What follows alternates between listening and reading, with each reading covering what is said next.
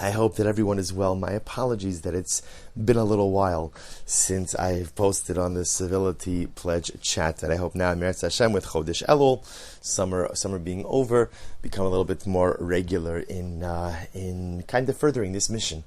Baruch Hashem, just trying to create a bit more civility, trying to create a bit more kindness, a bit more goodness in the world. There is a beautiful pasuk in this week's parasha. The Torah says, "V'lo sakim lecha matzeva asher sanei Hashem elokecha." The Torah says you should not put up a matzeva. Now, matzeva we often translate as an altar. The problem is the Torah also uses the word mizbeach as an altar. So what's there between a matzeva and an altar? So Rashi explains a matzeva is a one stone altar and a mizbeach is a multi-stone altar. And so the Torah tells us, don't go ahead and use a matzeva, don't use a one stone altar because Hashem despises it. And Rashi comments on this, and Rashi says, but one second, the Torah, Bereshis and Shmos, is replete with many instances in which the Avos and in which Klal Yisrael used the matzevos. They use these one stone altars. So how could it be that now Hashem is against the use of a one stone altar? So Rashi explains that once the idolaters kind of co-opted this mode or mechanism of worship of using the one stone altar, so then again Hashem no longer wants it, which is strange because we had it first, then the idolaters took it, and so now we can't use it. Okay, fine, that's the approach of Rashi.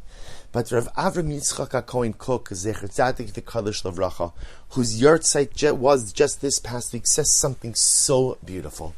He says, what's the difference between a one stone altar and a matzeva and a mizbeach? So like we said, matzeva is one stone, mizbeach is multi-stones. And Rav Kook says something so beautiful. He explains, the multi-stoned mizbeach represents the idea of harbe drachim yesh lamakom.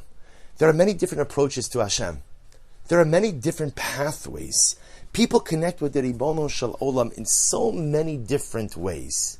That's the Mizbeach, and that's the beauty of the Mizbeach. And the truth is, if you think about it, when building a Mizbeach out of stones, leaving aside the Beis HaMikdash, but when you're building a Mizbeach out of stones, no two stones are the same size. Right? This one's a little bigger, this one's a little smaller. There's so many different ways to connect to HaKadosh Baruch Hu. And often those ways look different, but they're all beautiful, they're all meaningful, and they're all good and holy. A matzeva, on the other hand, the one stone altar represents there's one way to worship God. There's one way to serve. There's only one path forward. And that, HaKadosh Baruch Hu says, Asher Saneh, I despise that. I despise that. I despise it when people think that there's only one way to serve me, that there's only one way to approach you. Now, of course, is there a framework? Of course there's a framework. There's a framework of halacha. Not everything is okay, and not every mode of worship is appropriate, and not every hashkafa falls within the bounds of that which halacha sanctions. But within the framework that we call halacha, within the framework of normative Yiddishkeit, there's not one stone. There's multiple stones. So therefore the Torah Kedosha says, Lo sakim lecha matzeva asher saneh Hashem elokecha. Hashem despises the matzeva, because He despises it when we think that there's only one path towards Him. Hashem doesn't want us to build matzevos. Hashem wants us to build mizbechos, recognizing that there are many different approaches. And I think this is so incredibly important, because so often, or important not just on a hashkafic level, on a religious level, but on an interpersonal level as well. There's so much animosity and strife that is caused because people don't agree with each other. Now the truth is, remember, the world is filled with disagreement. The beauty of people, of the Jewish people, we'll focus on Am Yisrael for just a moment, is that we have many different opinions. As I've mentioned many times, the Torah, when it speaks about the fact that Klal Yisrael camped by the base of the mountain, the Torah says, Vayichan Sham Yisrael. So Vayichan means he camped at the mountain. Why doesn't it say plural, they camped at the mountain? So Rashi says, Ki ish echad belev echad. Like one people with one heart. It uses the singular. So my Rebbe pointed out, he says, it doesn't say one people with one opinion. It says one people with one heart, which tells you that you could be united even with differences of opinions. There's a way to have achdus. There's a way to have unity. There's a way to have civility, even when there are differences of opinion. So how do you have civility? How do you have unity with disagreement? It's very simple. It's one word. Respect. Respect. That we have to learn to respect that people are entitled to their opinions. Now the truth is, this is a twofold lesson. Number one, that people are entitled to their opinions because at the end of the day, HaKadosh Baruch Hu doesn't want a matzeva. HaKadosh Baruch Hu wants mizbechos. He wants a mizbeach, a multi-stoned altar, which means that even Hashem recognizes that there are many different approaches, that there are many different opinions. And so if the Ribono Shel Olam says, I am desirous of those opinions, desirous of those approaches, then we have no right to stifle the other because they don't agree with us. But I would take this one step further. Because in the religious sphere, so we recognize that not everything is okay, not everything is inappropriate.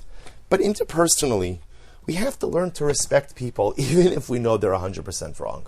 I can know that someone's wrong. There are situations where both opinions are not right. One is right, one is wrong. But sometimes you can't convince a person of your opinion, or it doesn't pay to try to convince. You have to respect. You have to respect. I think one of the greatest challenges in contemporary society is we can't tolerate disagreement. If you don't agree with me, that's an offense to me. If you don't agree with me, then you're hurting me, then you're impugning my dignity, then you are harming my sense of self. If you don't accept my hashkafas, my ideas, my lives, whatever it might be, if you don't actively agree with it, then by definition you're offending me. And the truth is, that's crazy. That's ridiculous, and that's unsustainable. I don't have to agree with everything, but I have to respect someone else. I don't have to agree with your religious outlooks. I don't have to agree with your lifestyles. I don't have to agree with many different things. But at the end of the day, I have to respect it, because that's what it takes to create a civil society, to disagree agreeably, to disagree with respect, to recognize, first of all, number one, there may be many correct opinions, but even if you're convinced that the opinion of the other is incorrect, I still have to respect it.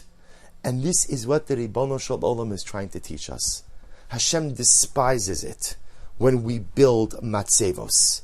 He despises it when we take a monolithic, one-lane approach, one-stone approach to life, because it's stifling and leaves absolutely no room for the other. Hashem wants us to build mizbechos, multi-stoned altars, recognizing that there are many pathways to Hashem, and there's room for many different opinions in the landscape of life. Wishing everyone a wonderful day and a good Shabbos.